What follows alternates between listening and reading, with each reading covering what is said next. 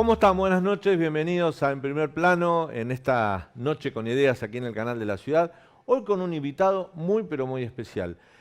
Yo estoy seguro de lo que voy a afirmar ahora. Es el humorista político número uno de la Argentina, ¿no? Tanto en radio como en televisión, también en el teatro. Vamos a hablar un poco de su carrera, de su actualidad.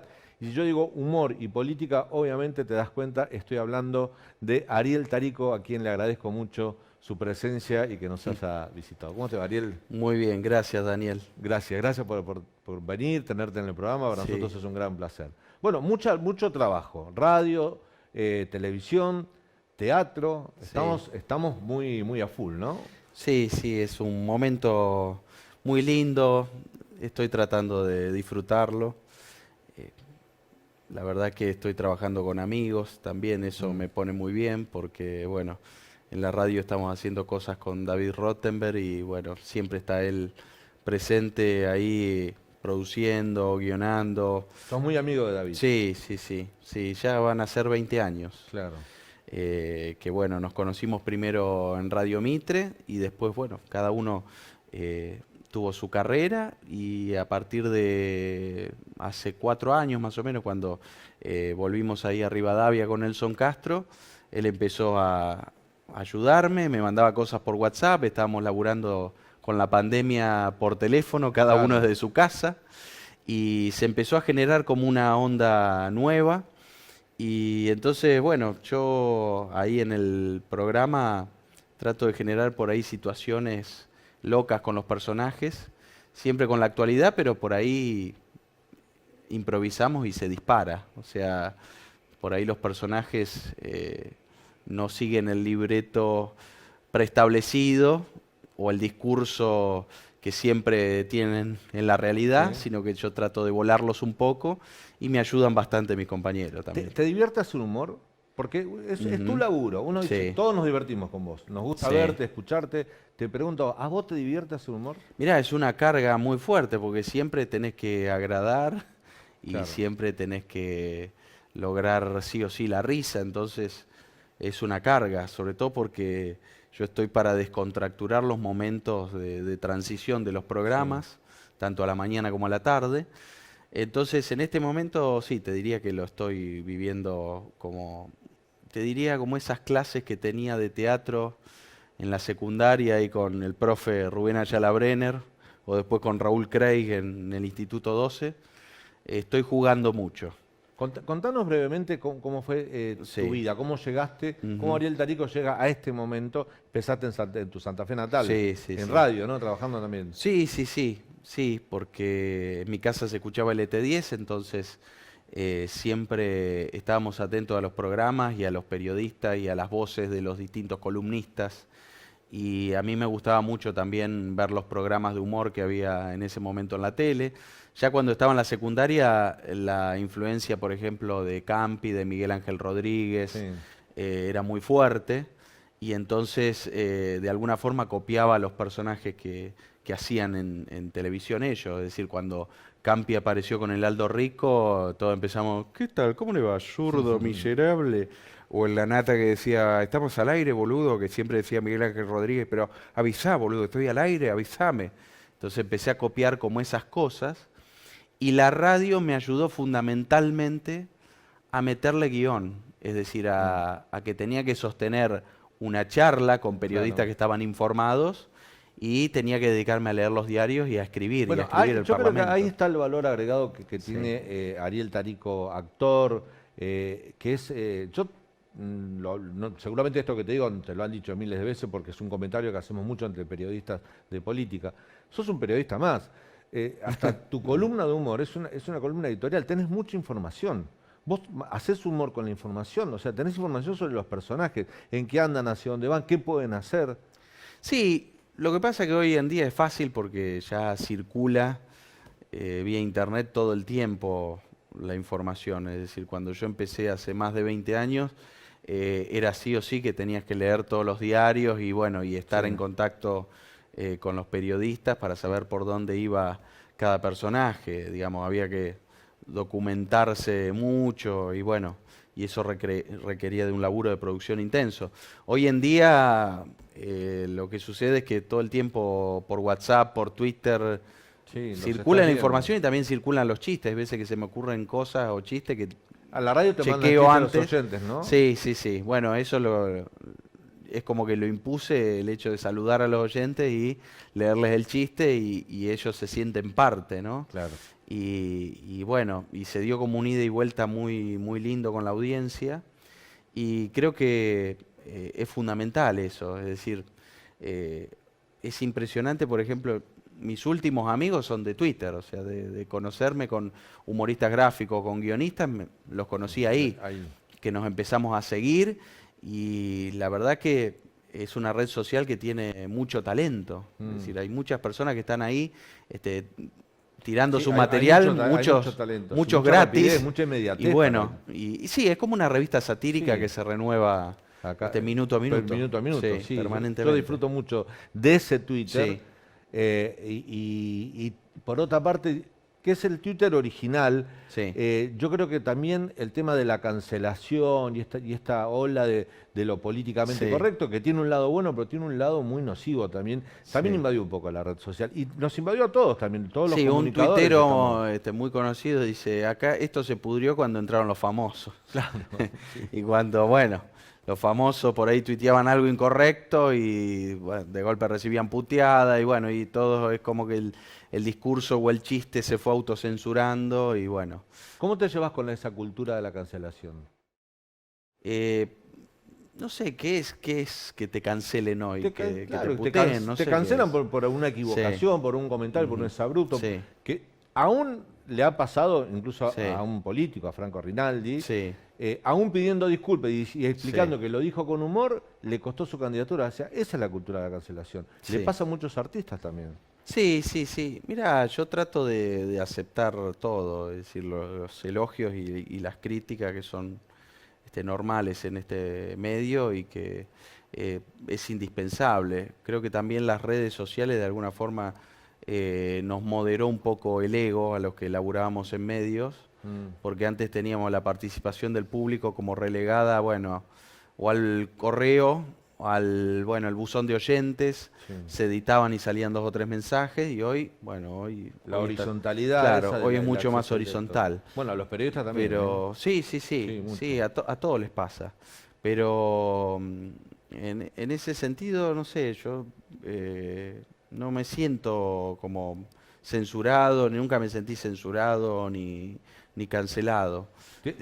Aprendí a convivir con la gente que no le gusta mi laburo, que es así. ¿Algún enojo tuviste de alguien al cual interpretaste, que no le haya gustado tu interpretación y te haya llamado, se haya No, en quejado? general los que se ponen más locos son los fanáticos de la Los figura. seguidores de la figura, claro. Sí, sí, sí, o del político en cuestión. Mm. En general, los políticos son como muy cholulos y les gusta, si hablas bien, mal, es decir, todo les sirve. Y en general, como todo, en general les resbala o les chupa un huevo. Entonces es como que es publicidad para ellos. Pero sí, bueno, de parte de cierto público, o sí, por ahí. Sentí cierta hostilidad, ¿no? Sí, sí, sí, pero es algo que bueno. Bueno, también a través de las redes sociales se ve eso. Es como cuando empezaron a hacer el sketch de La Tota y la Porota, Jorge Lucy Sí. y Jorge Porcel, la improvisación surgió en un canal porque venía justo Javier Portales y estaban los dos ahí como jugando, ensayando y le dice, ¿qué tal señora? ¿Cómo están? Ah, entonces ahí Jorge Lucy dice, ay, usted Javier Portales, ay, lo veo más gordo que en la televisión. Y bueno, y era como mostrar las vecinas que miraban Claro. la tele y todos le hablaban o Salió puteaban así. a los periodistas y así surgió eso. Hoy lo vemos y todo el mundo se puede expresar, que eso me parece buenísimo, que ya no hay filtros para eso y que si alguien te tiene que putear, te putea, está bien, me parece. Nosotros nos seguimos en Twitter y yo te Sí. veo permanentemente en Instagram también Sí. hacer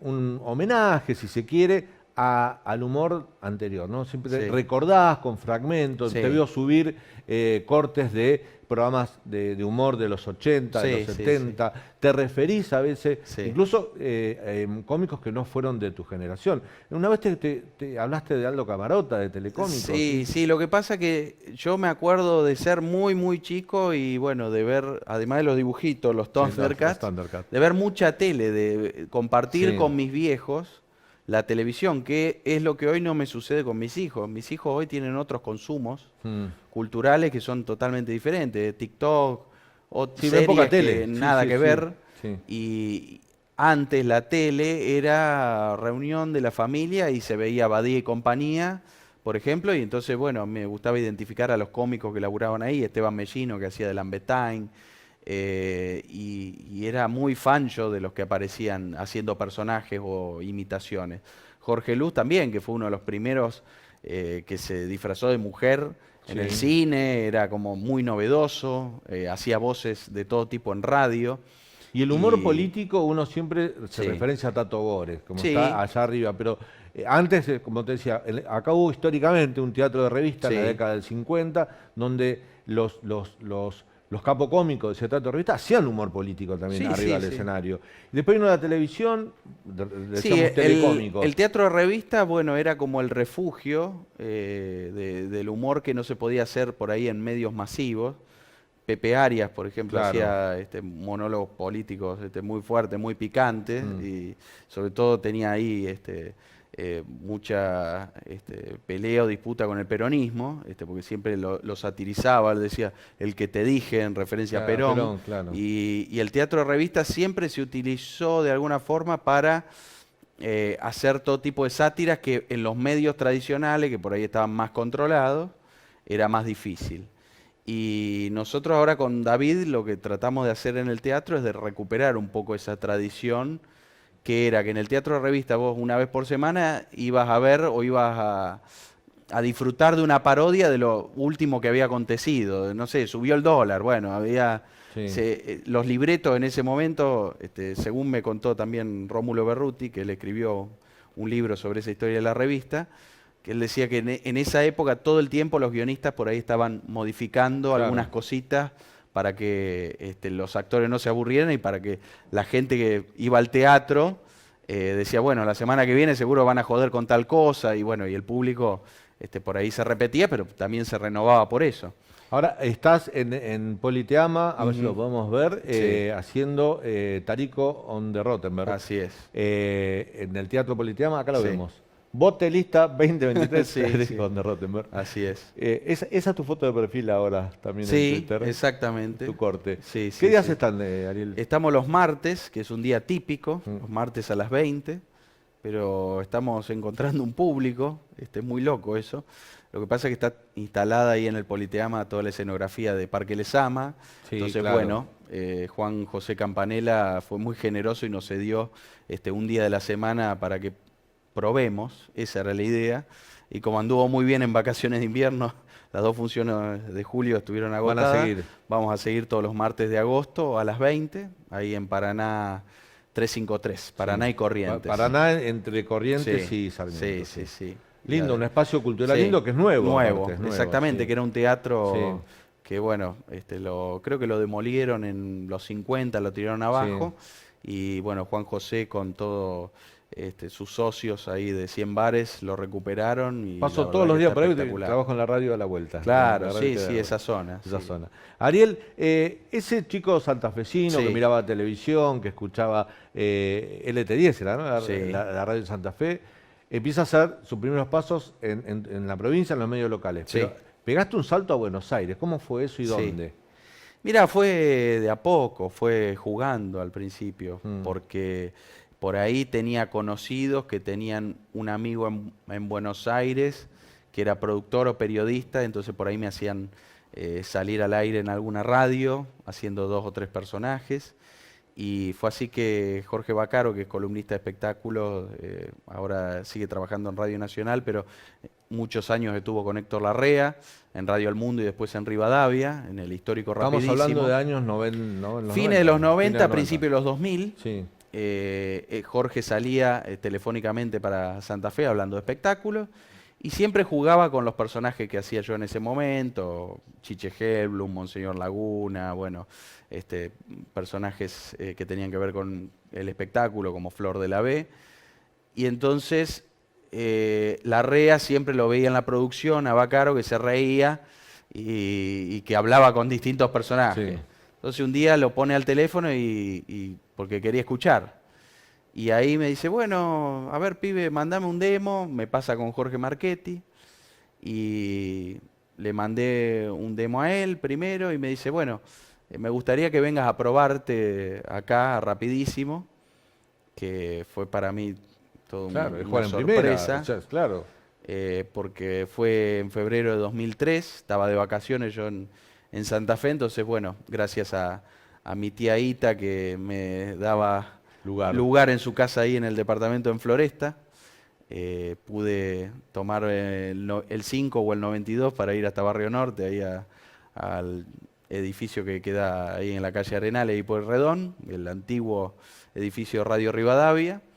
Y entonces pude hacer una experiencia ahí de 2 semanas con todo el equipo, con Alejandro Gardinetti, con las locutoras, estaba Norma Aguilera, estaba Martín Caballero, José Miranda Lugano, Sí. Bobby Rial, que hacía la columna de cine, Oscar Muiño en política. Era para mí de golpe estar ahí con los grandes que siempre escuché, admiré o leía por ahí en la revista Humor. Entonces era muy fuerte para mí. Y al principio no me la jugué porque la radio no estaba en condiciones de contratarme, entonces era venirme y esperar a ver si me liberaban algunos mangos. En el medio hice algo con Ronnie Vargas en Cadena 3, hasta que ese mismo año surge un casting en Radio Mitre, y bueno, eso era como mucho más secreto, porque Claro. no, Radio Mitre era una radio muy estructurada y que por ahí no estaba tan abierta al humor que yo hacía, de personajes.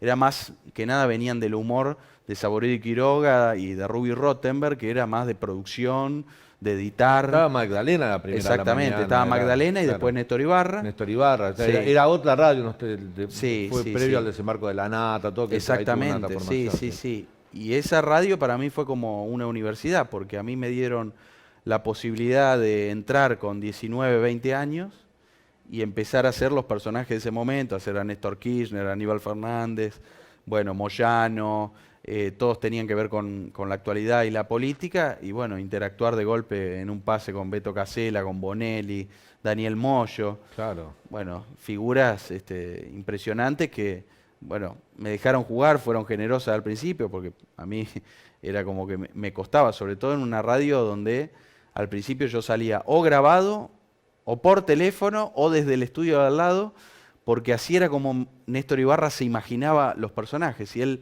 me veía ahí Si en te el veía al estudio. lado, perdía Exactamente, contenido. él quería guardar esa cosa de partener magia, serio claro. que tenía, y quería preguntarle de verdad a los personajes. Claro.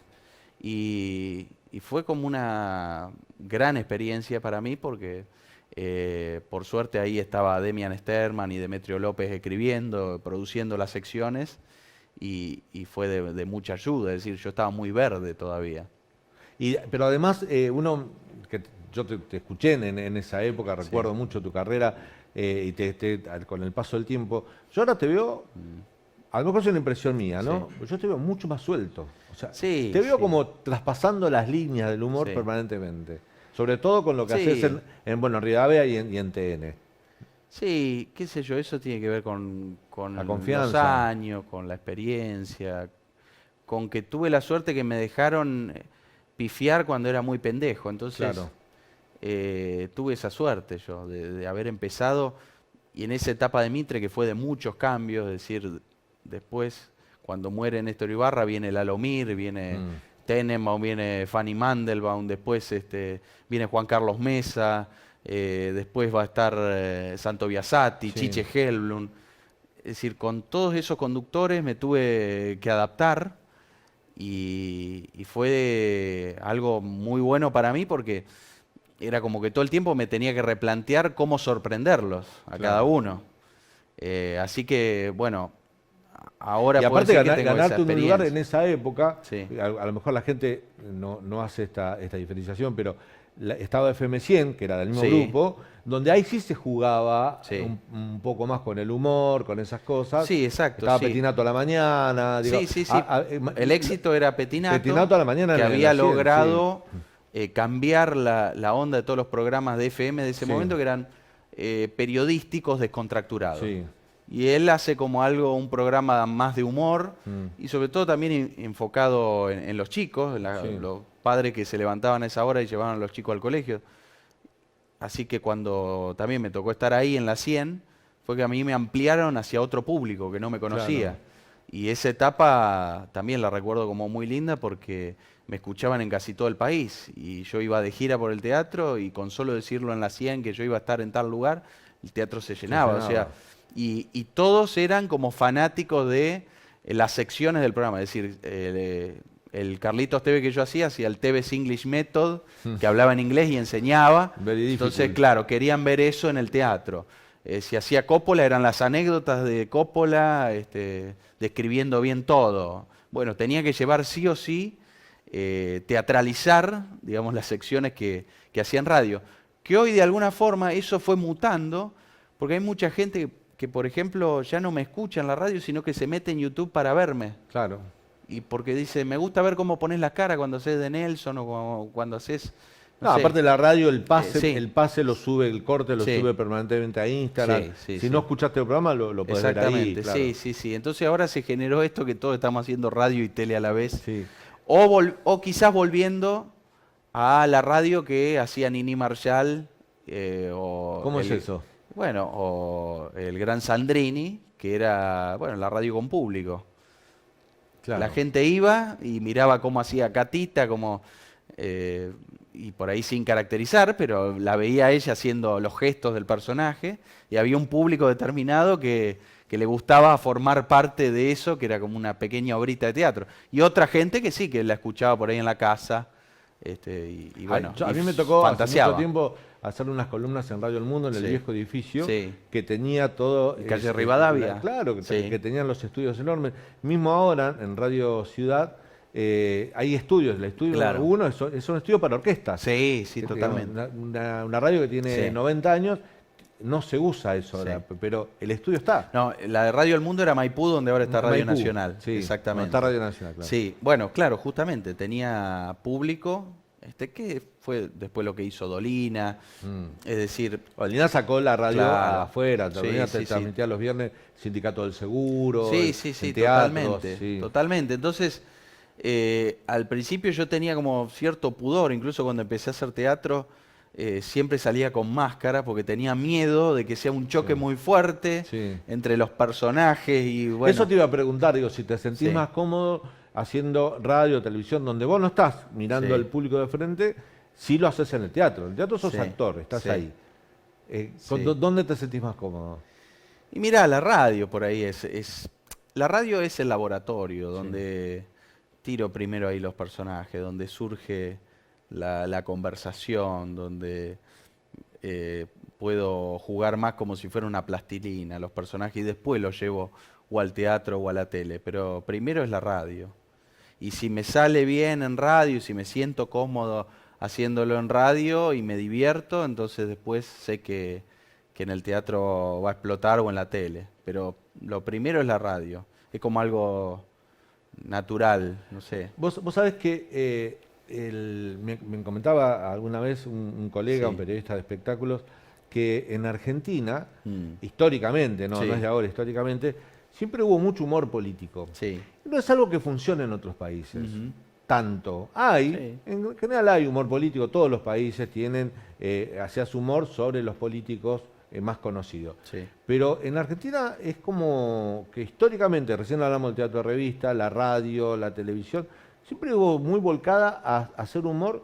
Fíjate lo que era, por ejemplo, hasta Tinelli, que no Sí, tiene sí. ese perfil, me inventó eso del gran cuñado, Sí, que sí. eran los que Sí, imitaban a los políticos. Ujú. O sea, como que a la gente le atrae mucho el humor político, tiene rating, garpa. Sí, sí. En general lo ve como, bueno, como una venganza, ¿no? Como ¿Crees eso? un poco hay una catarsis o algo que a mí me conecta mucho con la secundaria cuando por ahí en los campamentos parodiábamos a los profesores o a la Sí. directora. El otro día me crucé ahí con Rolo Villar en la rural y dice, eh, justo vino alguien del público a saludarnos, a felicitarnos, gracias por lo que hace. Y dice, está bien, pero lo que hacemos nosotros es tirarle piedras al sol. Claro. Como decir, sí, Dijo está Rolo bien, eso. nos burlamos de estos tipos, pero es como, no sé No cuánto alcanza. defecto tiene. Son cosquillas lo que podemos hacer. No, Pero bueno, incluso te digo, qué sé yo. hay políticos que no importa que te rías de él o en tu humor saques una faceta no buena de tal político, pero muchos políticos quieren ser imitados por Tarico.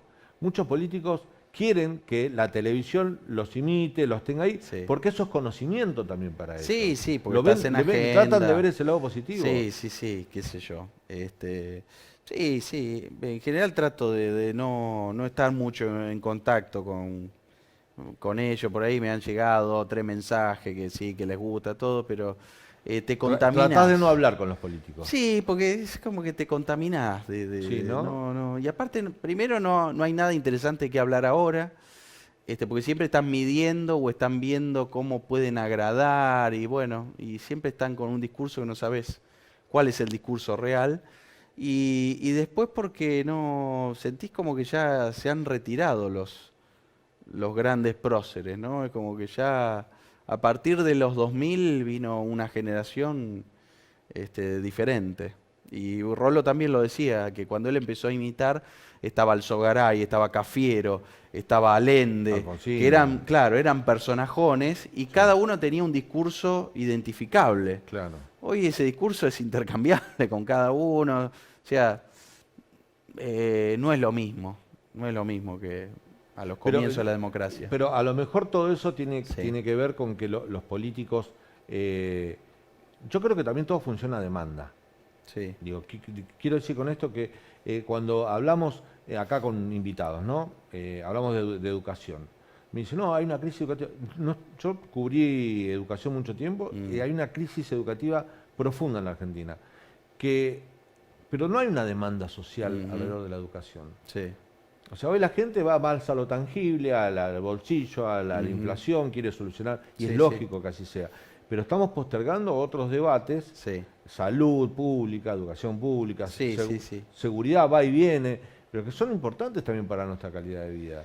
Y eso, Sí, los sí, políticos sí. también funcionan a demanda. Mientras no sientan esa demanda, no se van a ocupar Sí, sí, de sí. lleno. Sí, que es una agenda muy chiquita Claro, y que siempre tiene que ver con, bueno, de qué lado estás o contra quién estás. claro. Y falta justamente alguien que de golpe sorprenda con algún tema que no está. Sí. Que de golpe plantee algo que no está en los medios. Que vaya incluso en contra de lo que le pide su electorado. Es decir, eso hay pocos audaces. Así. ¿Cómo te llevaste, o te estás llevando, porque todavía está entre nosotros, con la famosa grieta? Sí. ¿Te pegó, te afectó, te condicionó? No, yo creo que, a ver, siempre estuvo. Mencionábamos lo de Pepe Arias Con Perón, sí. y desde ese momento que había cierta rispidez con todo aquel que osara caricaturizar al líder. En ese momento, Paul manejaba el papel y entonces las revistas que por ahí lo caricaturizaban mal no tenían el papel que tenían todas las revistas y en los medios de comunicación en ese momento empezaba la radio, bueno, no tenían espacio los opositores. Sí. Es decir, que desde ese momento que siempre hubo como una especie de enfrentamiento o que el humor generara en el poder. Qué Vos sé fíjate yo. que el mote de gorila para el antiperonismo salió Sí. del Teatro Revista. Sí, de la revista Dislocada. Claro, Empezaron- cuando se habla de gorila, Sí. ¿quién le puso gorila? Bueno, eso salió del Sí. Deben ser los gorilas deben ser, que era una Sí. canción que se cantaba en el Teatro Sí. de Revista y quedó para el peronismo identificado con los antiperonistas. Sí, ¿no? sí, totalmente. Y muchas veces a los artistas que por ahí intentaban hacer algo diferente a lo que era la cultura oficial, bueno, muchos eran estigmatizados con ese mote, qué sé yo. También después los peronistas dicen, bueno, cuando cayó Perón también Nos persiguieron a los persiguieron a artistas. ellos, claro. Bueno, es algo que viene desde hace muchísimo.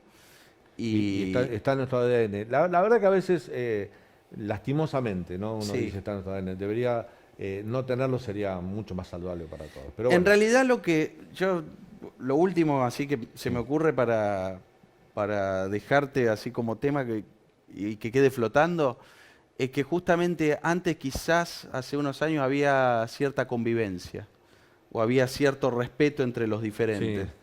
Y ahora es un problema porque estamos todos dialogando entre iguales. Me gusta eso y lo vamos a retomar después de la pausa. Te puedes ir tratando. Dale. Vamos a un corte y ya volvemos en esta linda charla que estamos teniendo con Ariel Tarico.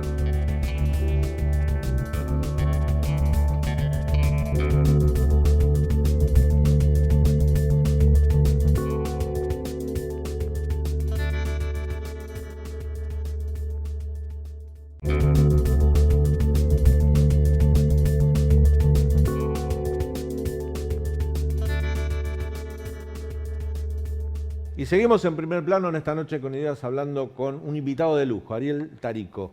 Ariel, nos dejabas algo picando antes del corte que tiene que ver con que vos notas que en los últimos años hablamos de la grieta. Vos decís, bueno, grieta hubo siempre, pero lo que se rompió fue la convivencia, la convivencia política, ¿no? Y es verdad eso. Antes se podía debatir en política sin romper esos lazos familiares de amistad que hoy sí. A mí me ha pasado, le voy a contar en primera persona, Sí. que por mis columnas en La Nación o por mis participaciones políticas, o por decir o criticar al Sí. gobierno de Cristina, por ejemplo, amigos se han enojado conmigo, amigos de toda la vida. Ujú. O sea, como que toman partido, ¿no? Bueno, Alfredo Casero en realidad dijo que a él la grieta le sirvió para despejar como su círculo de la gente que por ahí no le sumaba o creía que Sí. eran amigos, pero en realidad no. A mí me pasó, por ejemplo, con Betty Elizalde, que vino a una entrevista que le hicimos en Radio El Mundo, y creo que fue uno de los últimos reportajes que dio. Y en ese programa era muy lindo porque eran 2 horas y bueno, yo jugaba ahí con Marcela Godoy, Sí. estaba, bueno, Gisela López Mateo, que es productora acá, Luis Salerno, de locutor, y yo hacía como una transmisión, en ese momento, 2016, hacíamos un vivo por Facebook, que todavía no estaba full No las estaba redes, full el tema del o los streaming, vivos. claro, los vivos en las redes Entonces sociales. se vino y se confesó y dice, yo primero dice, tengo que hacer una autocrítica. Yo me contó como que en esa época celebró, por ejemplo, el asesinato de Aramburu, después se dio cuenta de que no era por ese lado. Pero me dice, yo cuando hacía programas en aquellos años tan duros, donde había violencia de verdad, Sí. tenía de columnista, por ejemplo, a Carlos Burone y también a Tomás Eloy Martínez, y se peleaban al aire y se decían de todo. Sí. Y una vez por una frase que creo que lo etiqueta Burone, le dice, eso que está diciendo Tomás es propaganda comunista. A la semana lo amenazan, creo que era la época de la AAA, Sí. debe haber sido previo al golpe, algo así. Lo amenazan y se tiene que ir del país y dice, y yo me acuerdo que en ese momento cuando hice el programa, Burón estaba dolido de lo que había dicho y se sentía afectado porque sentía que Se había sentía dicho algo responsable de lo que le había pasado que a lo había Tomás. marcado y fue algo que lo vi como muy conmovido y bueno. Y dice, y trasladándome después en el tiempo, me pasó que, me dijo Betty, que me tuve que distanciar de cierta gente a la que por ahí íbamos a comer juntos porque no podía hacer un chiste, no podía hacer un comentario sobre el gobierno, es decir, como marcando la diferencia, digamos, en esta época la única violencia es un tuit, Es digamos, un tuit, por claro. suerte. Por suerte, sí, Por suerte claro, no hemos sí. llegado a lo que era en ese momento. Y ese reportaje me quedó muy, muy presente siempre, porque, bueno, yo tenía muy buena onda con ella, siempre o me invitaba a su programa en Radio Ciudad, o siempre charlábamos, y ella me contaba cosas de Fernando Peña, y Y bueno, y era también una mujer muy libre, muy creativa. Betty Elizalde, Sí, sin duda. sí. ¿Y a Fernando Peña lo conociste? No, lo escuchaba y lo disfrutaba mucho en la radio a la noche, cuando estaba en la Rock and Pop, que para mí fue el mejor programa que hizo, Cucuruchos en la Frente. Cucurucho en la Frente. Sí, que estaba ahí con Diego Ripoll y donde los personajes, además de divertir, también los hacía mostrar su lado más oscuro. Sí. Y a mí me gustaba mucho eso. Ese Fernando Peña Sí. hoy estaría cancelado. Sí, quizás sí. De sí. eso es lo que hablamos hace Pero un bueno, rato. quizás él hubiese enfrentado eso y no le hubiese Seguramente. importado, digamos. No. Yo me acuerdo cuando lo fui a ver al teatro, al multiteatro, a la sala chiquita, que estaba haciendo su unipersonal, que aparecía desnudo y se iba cambiando en escena de los personajes. De golpe le saca una sonrisa a un tipo que estuvo toda la noche con cara de culo y le dice, por fin te reís. Y sí, vengo porque mi mujer me trae. Y empezó como un diálogo muy franco y me parece que al final de esa función logró doblarle el brazo, ¿no? Es como que el tipo se negaba y en ese momento me conmovió porque es como que no fue agresivo. Es como que estaba en una noche luminosa y bueno, y puedo decir que lo pude disfrutar. Lo disfrutaste. Sé que él a veces me escuchaba y me nombraba a veces al aire en la metro y se reía y se burlaba de las cosas que yo hacía. Una vez creo que dijo que sí, que yo después de muerto él iba a hacer sus personajes, que le iba a chorear sus personajes, pero la verdad que no hay ni va a haber por mucho tiempo un creativo como él. No, y un hombre que además rompía esas barreras. Yo recuerdo el 11 de septiembre del 2001, estábamos Sí. todos, estaba el país paralizado, todo el mundo paralizado por Sí. la caída de las Torres Gemelas. Y yo digo, en el auto y puse un rato a Fernando Peña, y el tipo estaba haciendo una parodia sobre ese momento. Sí. Y la verdad que era humor negro, pero él lo podía hacer, digamos, tenía Sí. esa forma, ese carácter, y Sí, como sí. decís vos, se la bancaba, lo hacía, y bueno, Sí, y sí, también sí. te decía el que no estaba apto, que no quería escucharse, se Sí, podía sí. ir tranquilamente. Yo creo que de Sí, eso se quizás trata. lo que pasa es que, claro, no estaba tan influenciado por esta generación de ahora, que yo lo veo por muchos pibes jóvenes o incluso Sí. mis hijos, que están pendientes de los likes o de los Totalmente. comentarios o de ser aceptado todo el tiempo. Es decir, es como que sí o sí tenés que gustar. Y bueno, me parece que eso es imposible hoy. No, bueno, vivimos hoy, lo llamó la generación de cristal, Sí. y yo creo que es una Sí. buena definición. Lamentablemente hay una generación de chicos muy afectados, incluso por el humor. Yo veo que no pueden disfrutar el humor en su totalidad porque algo lastima o lastima a un tercero, se sienten afectados ellos. Y a veces, yo lo veo también con mis chicos, siempre los invito a reírse también de sí mismos, ¿viste? Que a mí me parece sano. Pero Sí. bueno, también quién soy yo para decir cómo tiene que llevar cada uno su vida, ¿no? Sí, Pero sí. reírse de sí mismo está bueno también. Sí, sí. Y bueno, quizás los que somos millennials, digamos, los que tenemos esa carga del siglo XX todavía, los que somos ahí que nacimos con la democracia, de alguna forma aprendimos a convivir con cierto bullying que se hacía en la escuela, todo Claro. eso. Después tenés que tratar de que eso no se convierta en resentimiento, tenés que elaborarlo, hacer terapia, todo eso. De alguna forma lo que valoro igual de esta generación es que están más atentos a eso, a lo que antes se daba por normalizado. Y era no solamente el bullying del más grandote, sino que ese maltrato era muy habitual en el medio. Es decir, hay veces que cuando empezaba, a mí no me ha pasado así tan explícito, pero era como muy normal que te dijeran, bueno, tenés que pagar el derecho de piso, pibe.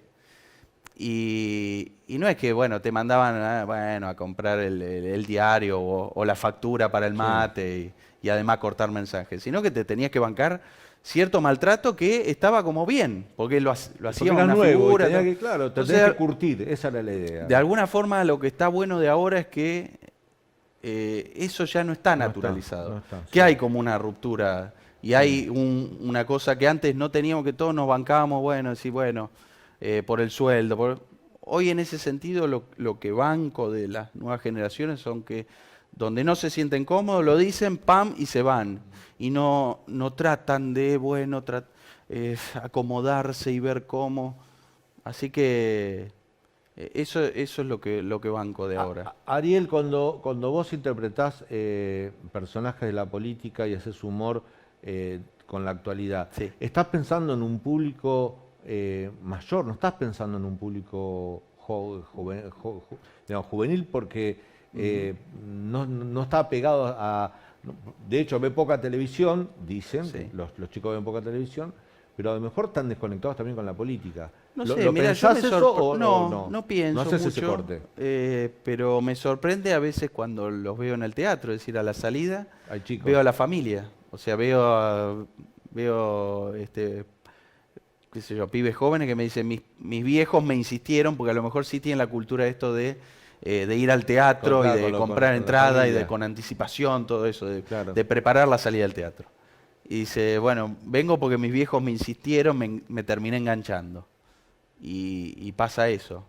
Es decir, yo sé que por ahí el público puede variar y es amplio y es de 0 a 100 años.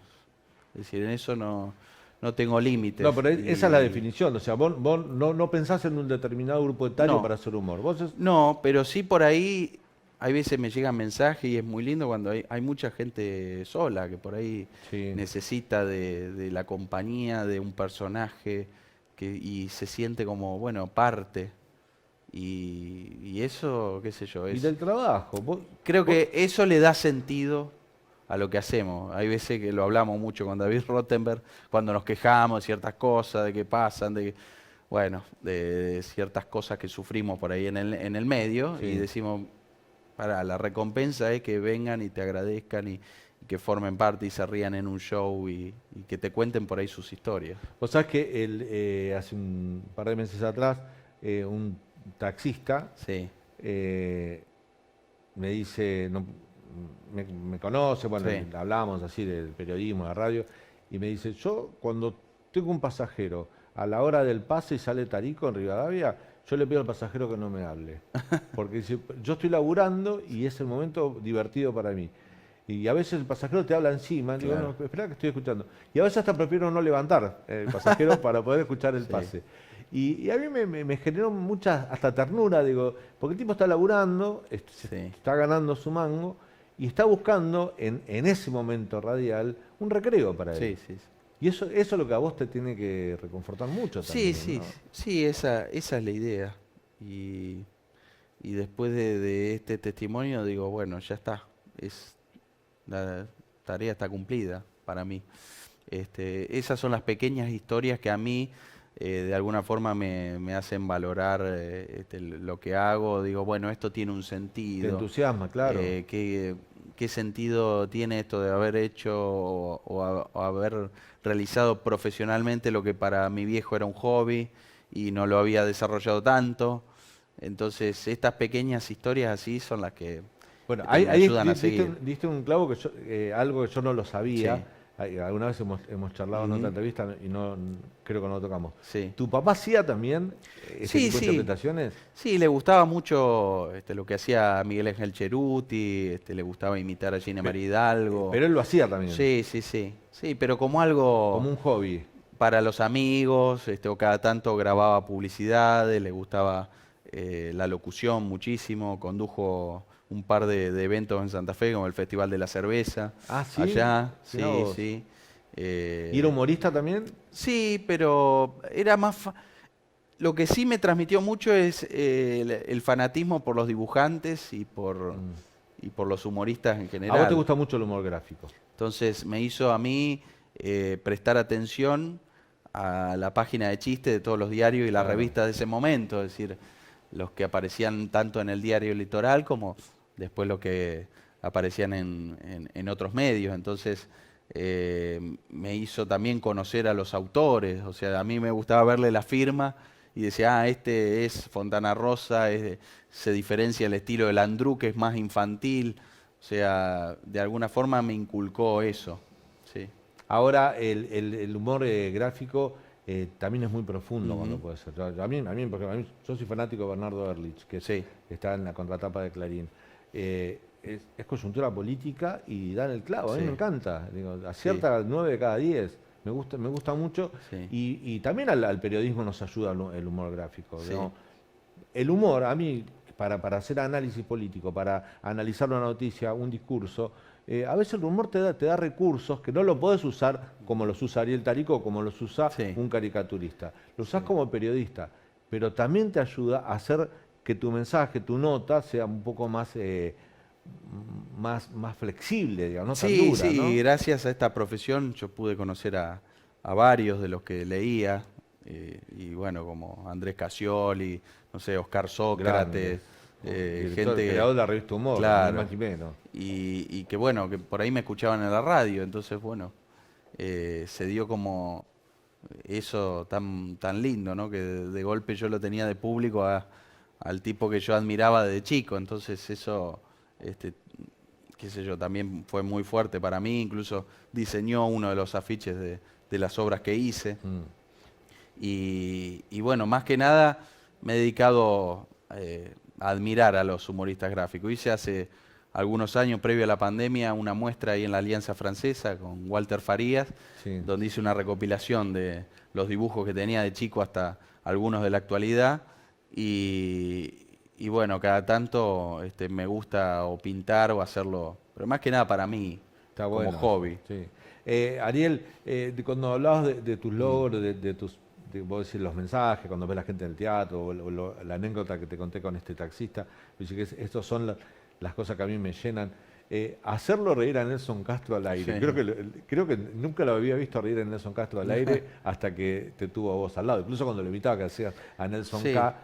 También es un logro. Digo, no, lo que pasa que Nelson, lo que sucedía con él era que en realidad todos tenían como un trato muy excesivamente formal con él y como de mucho respeto. Entonces, cuando empezamos a laburar desde el día 1, ni siquiera nos pusimos de acuerdo. Es decir, yo entré al estudio, entré a hacer el personaje, todo, y en la radio explotó. Entonces... Yo me acuerdo que los productores de él tenían como mucho miedo, porque yo venía de otra escuela, venía también de la FM y era como medio rupturista con él. Y bueno, se dio como una magia, ¿viste? Y que en ese sentido él lo tomaba como un recreo. Y es más, cuando después hicimos el pase con Johnny Viale, también él se sorprendía del clima que se generaba ahí en la mesa, porque... No tenemos que preparar nada, es decir, yo sé que él por ahí va por un lado y yo sé con qué hacerlo quebrar o qué es lo que tengo que decir en contra para hacer un equilibrio dentro del programa. Yo recuerdo también otra anécdota cuando fuiste a La Nación Más a conducir el Momento Whisky, interpretando a Carlos Pañi. Yo justo había terminado el programa que lo hacíamos con Diego Seigman, yo me quedé a verte, a vos, porque había una conmoción en el canal.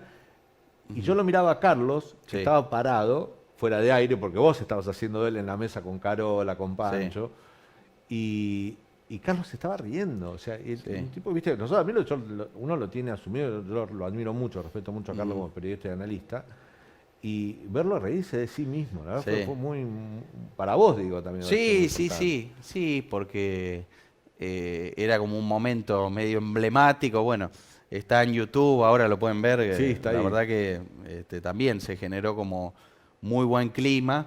Y a la radio fue a verte arriba. Y fue a la radio también. Y bueno, la idea mía siempre fue tomar cosas del personaje real y convertir en otra cosa. Es decir, armar otro muñeco. Por eso que ahora siempre le dicen en las entrevistas o en las conferencias que da, bueno, ¿y el chiste cuando termina? Claro, porque te está esperando el chiste. ¿Por qué no contás el chiste que contás en la radio? Entonces, para mí eso es lo